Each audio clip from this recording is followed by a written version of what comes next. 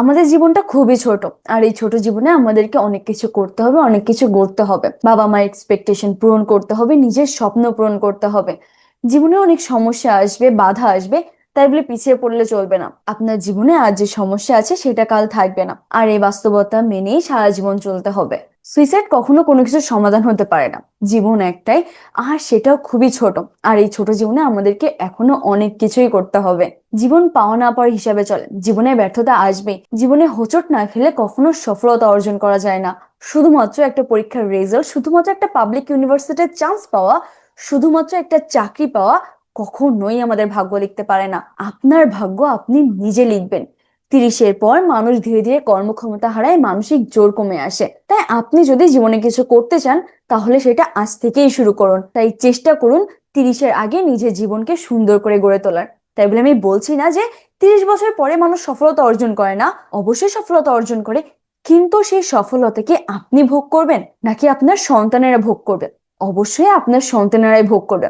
এখন আপনি বলতে পারেন যে আমার যা কিছু আছে সবই তো আমার সন্তানের জন্যই, কিন্তু আপনি বুকে হাত দিয়ে একটা কথা বলুন তো, আপনার কি সত্যি একটা বাইকের স্বপ্ন নেই? সত্যি কি আপনার ইচ্ছা করে না একটু পাহাড়ে কিংবা একটু সমুদ্রে ঘুরতে যায়? সত্যি কি নিজের প্রিয় মানুষটাকে নিয়ে একটু দূরে কোথাও ঘুরতে যেতে ইচ্ছা করে না? স্বপ্নটা আছে, কিন্তু সেটার পূরণ করা হয়ে ওঠে না। মনে রাখবেন, আমাদের জীবন একটা ডেঞ্জার জোনে আছে। আপনি যদি 5 থেকে 10 বছর পরে নিজের জীবন নিয়ে আফসোস করতে না চান, তাহলে আজ থেকেই কাজ শুরু করে দিন। নিজেকে আপডেটেড রাখুন, নিজেকে পরিবর্তন করুন, নিজের বেস্ট ভার্সনটা বের করে আনুন।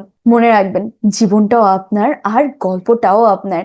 আপনার গল্পের নায়ক আপনি নিজেই, আপনার গল্পের লেখকও আপনি নিজে। তাই গল্প শেষ না হওয়া পর্যন্ত হাল ছাড়বেন না। মনে রাখবেন, এটা আপনার জন্যই ধার্য। সময় বয়ে যাচ্ছে আপনার জীবনের ডেঞ্জার জোন থেকে বেরিয়ে আসার জন্য, একটা সুন্দর জীবনের জন্য, আর একটা সুন্দর ভবিষ্যতের জন্য। আর সব থেকে গুরুত্বপূর্ণ, আপনার ভিতরে সেই স্বপ্নগুলোকে বাঁচিয়ে রাখার জন্য। এই মুহূর্তকে নষ্ট করবেন না। আমি চাই না আপনি কখনো আফসোসের সাথে বলেন, ইস, যদি সেই সময় শুরু করতাম, যদি সেই সময়টাকে কাজে লাগাতাম। আমি চাই আপনার সবাই জীবনে সফলতা অর্জন করুন। ধন্যবাদ সবাইকে।